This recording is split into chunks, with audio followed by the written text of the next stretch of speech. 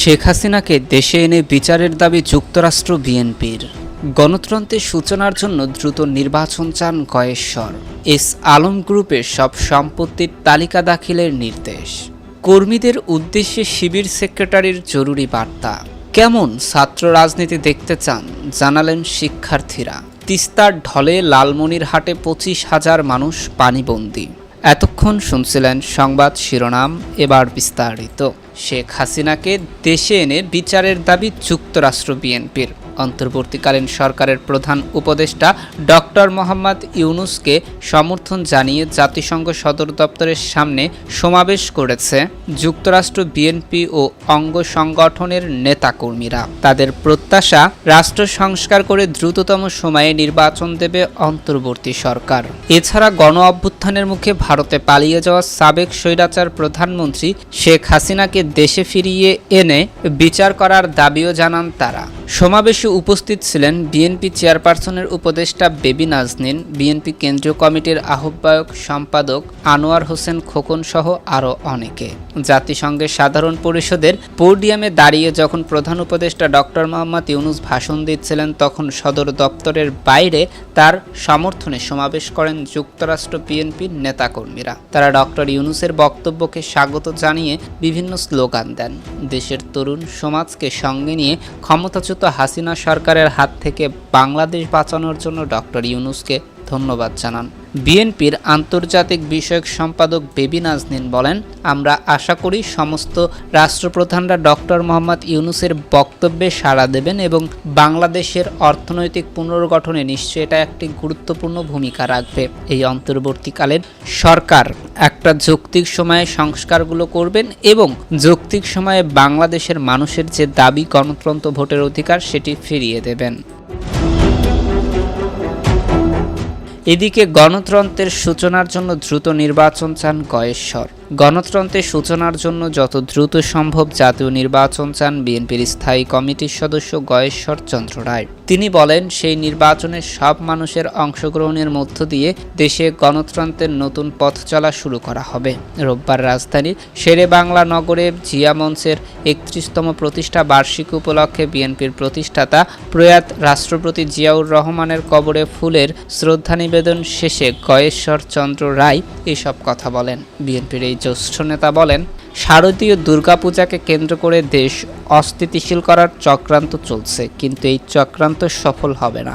দুর্গাপূজায় বিএনপির নেতাকর্মীরা সতর্ক অবস্থানে থাকবে। তিনি বলেন, এখানে কিছু ঘটনা আছে, আবার কিছু গুজবও আছে। 5ই আগস্টের পরাজিত শক্তিরা বসে নেই, তারা একটা নাশকতা করার চেষ্টা করবে। তবে বিএনপির পক্ষ থেকে দলের ভারপ্রাপ্ত চেয়ারম্যান তারেক রহমানের নির্দেশনা অনুযায়ী আমরা বিভিন্ন এলাকায় পাহারা দেব। সেখানে বিএনপির কেউ ব্যর্থ হলে তার বিরুদ্ধে যথাযথ ব্যবস্থা নেওয়া হবে। জাতির ওপর কলঙ্ক লেপনের চেষ্টা করা অত্যন্ত কঠিন, হাতে মোকাবেলা করব। গয়েশ্বর চন্দ্র রায় বলেন, গণতান্ত্রিক ব্যবস্থা গতিশীল রাখতে বিএনপির ভারপ্রাপ্ত চেয়ারম্যান তারেক রহমান সহ দলের নেতাকর্মীদের বিরুদ্ধে দায়ের করা সব মিথ্যা মামলা প্রত্যাহার করতে হবে, আর তা না হলে সেটা দুঃখজনক হবে। তিনি আশাবাদ ব্যক্ত করে বলেন, সবার আন্দোলন ও সংগ্রাম আমলে নিয়ে এই সরকার আমাদের এসব মামলার হাজিরা থেকে রেহাই দেবে। যদি এইসব মামলায় এখন আমাদের হাজিরা দিতে হয় তা হবে দুঃখজনক। ছাত্র জনতার গণ অভ্যুত্থান পরবর্তী সময়ে সবাইকে ঐক্যবদ্ধ থেকে নির্বাচনের মধ্য দিয়ে গণতন্ত্রে ফিরতে হবে উল্লেখ করে বিএনপির এই নেতা বলেন, বর্তমানে অন্তর্বর্তী সরকার কোনো রাজনৈতিক দলের সরকার নয়। এই সরকার আন্দোলনের ফসল। যারা আজকে সরকারে আছেন, প্রধান উপদেষ্টা ডক্টর ইউনূস সহ সবাই অরাজনৈতিক। আমরা বিশ্বাস করি তারা রাজনৈতিক ব্যাপারে হস্তক্ষেপ না করে গণতন্ত্রের চলার পথকে সুগম করবেন। যত দ্রুত সম্ভব গণতন্ত্রের সূচনার জন্য একটা নির্বাচন দেবেন। সেই নির্বাচনে সব মানুষের অংশগ্রহণের মধ্য দিয়ে দেশে গণতন্ত্রের নতুন পথ চলা শুরু হবে। এ সময় বিএনপির ভারপ্রাপ্ত চেয়ারপারসনের উপদেষ্টা আব্দুস সালাম, স্বেচ্ছাসেবক বিষয়ক সম্পাদক মীর শরফত আলী সপুসহ জিয়া মঞ্চের নেতারা উপস্থিত ছিলেন। এদিকে এস আলম গ্রুপের সব সম্পত্তির তালিকা দাখিলের নির্দেশ। দেশে বিদেশে থাকা এস আলম গ্রুপ এবং তার পরিবারের সদস্যদের নামে থাকা স্থাবর অস্থাবর সম্পত্তির তালিকা দাখিলের নির্দেশ দিয়েছে হাইকোর্ট। আগামী 4 সপ্তাহের মধ্যে আইন সচিব সহ সংশ্লিষ্টদের এই নির্দেশ বাস্তবায়ন করতে বলা হয়েছে। রোববার বিচারপতি কামরুল হোসেন মোল্লা ও বিচারপতি কাজী জিনাত হকের সমন্বয়ে গঠিত হাইকোর্ট বেঞ্চ এই আদেশ দেন। একই সঙ্গে বিদেশে থাকা এস আলম গ্রুপের সম্পদ ফিরিয়ে আনতে পদক্ষেপ নেওয়ার জন্য কোনো নির্দেশ দেওয়া হবে না বলে রুলে জানতে চাওয়া হয়। আদালতে রিটের পক্ষে ছিলেন আইনজীবী মোহাম্মদ রকুনুজ্জামান।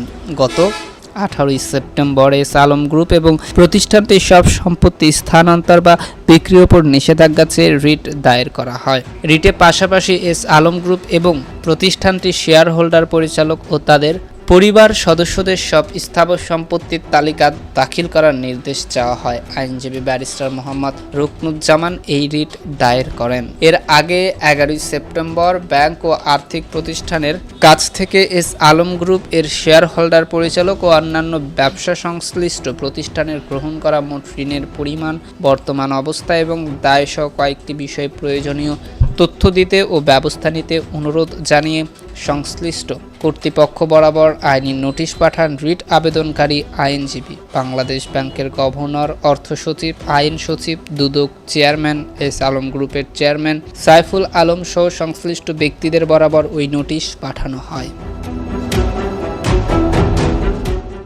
এদিকে কর্মীদের উদ্দেশ্যে শিবির সেক্রেটারির জরুরি বার্তা। সম্প্রতি ছাত্রদল সভাপতির একটি বক্তব্যকে কেন্দ্র করে নানা আলোচনা চলছে। এমন পরিস্থিতিতে নিজেদের কর্মীদের সতর্ক করে জরুরি বার্তা দিয়েছে ইসলামী ছাত্র শিবিরের কেন্দ্রীয় সাধারণ সম্পাদক জাহিদুল ইসলাম। রোববার দুপুর 2টার পর সামাজিক যোগাযোগ মাধ্যমে একটি পোস্ট দিয়ে এই জরুরি বার্তা দেন তিনি। ফেসবুক পোস্টে তিনি বলেন, সম্মানিত দায়িত্বশীল ভাইয়েরা, আসসালামু আলাইকুম। সম্প্রতি ছাত্রদল সভাপতির একটি বক্তব্যকে কেন্দ্র করে সোশ্যাল মিডিয়ায় অনেকেই লেখালেখি করছেন। আমরা আমাদের সব দায়িত্বশীল ও জনশক্তি ভাইদের প্রতি কোনো ধরনের প্রতিক্রিয়া না দেখানোর আহ্বান জানাচ্ছি। তিনি আরও বলেন, ব্যক্তি ও দলীয় বিতর্কের ঊর্ধ্বে আমরা জাতীয় ঐক্যকে প্রাধান্য দিতে চাই। ছাত্র জনতার বিপ্লবের অন্যতম স্পিরিট হলো জাতীয় ঐক্য ও ফ্যাসিবাদের নির্মূল। তাই আমাদের সবাইকে উদারতা ও দায়িত্বশীল আচরণ অব্যাহত রাখতে হবে। মহান আল্লাহ আমাদের ধৈর্য ও প্রজ্ঞার মাধ্যমে কাজ করার তৌফিক দান করুক। চলমান রাজনৈতিক ইস্যুতে নানা সময়ে সামাজিক যোগাযোগ মাধ্যম সহ বিভিন্ন অনুষ্ঠানে কথা বলেছেন ছাত্র শিবিরের সেক্রেটারি জাহিদুল ইসলাম। গত বৃহস্পতিবার সামাজিক যোগাযোগ মাধ্যমে একটি স্ট্যাটাস দেন, যেখানে তিনি লেখেন, আমাদের হাতে অনেক কাজ, শহীদ ও আহতদের রক্তের উপর দাঁড়িয়ে খুব ভার অনুভব হয়। এই রক্তের নিকট আমাদের অনেক দায়। জীবনের মায়াভুলে আন্দোলনে অংশ নেওয়া গাজীদের নিকট আমাদের অনেক দায়। এদিকে কেমন রাজনীতি দেখতে চান জানালেন শিক্ষার্থীরা। নতুন বাংলাদেশে কেমন রাজনীতি দেখতে চান তা ছাত্রদলের কাছে ব্যক্ত করেছে দুটি শিক্ষা প্রতিষ্ঠানের শিক্ষার্থীরা। রোববার ঝালকাঠি জেলার রাজাপুর সরকারি কলেজ ও ঝালকাঠি সরকারি কলেজের সাধারণ শিক্ষার্থীদের সঙ্গে সংলাপ করেন কেন্দ্রীয় ছাত্রদলের সাধারণ সম্পাদক নাসির উদ্দিন নাসির। জানা যায়, নিজ দলের নেতাকর্মী ও সাধারণ শিক্ষার্থীদের প্রত্যাশা জানতে 10 দিনের সফরে বরিশাল বিভাগে রয়েছে ছাত্রদলের সাধারণ সম্পাদক নাসির উদ্দিন নাসির। বিএনপির ভারপ্রাপ্ত চেয়ারম্যান তারেক রহমানের নির্দেশে এই উদ্যোগ নেয় ছাত্রদল। সংলাপে শিক্ষার্থীরা আগামী ছাত্র রাজনীতি নিয়ে নিজেদের মতামত তুলে ধরেন। তারা জানান, শিক্ষা প্রতিষ্ঠানে ছাত্র রাজনীতি বন্ধ থাকুক, তবে সুস্থ ধারার ছাত্র রাজনীতি, শিক্ষার্থী বান্ধব ছাত্র রাজনীতির পক্ষে মতামত দিয়েছেন তারা। এছাড়া ভয়হীন নিরাপদ ক্যাম্পাস, জোর করে কেউ রাজনৈতিক দলের প্রোগ্রামে নিয়ে যাওয়ার অপসংস্কৃতি থেকে মুক্তির কথা জানান শিক্ষার্থীরা।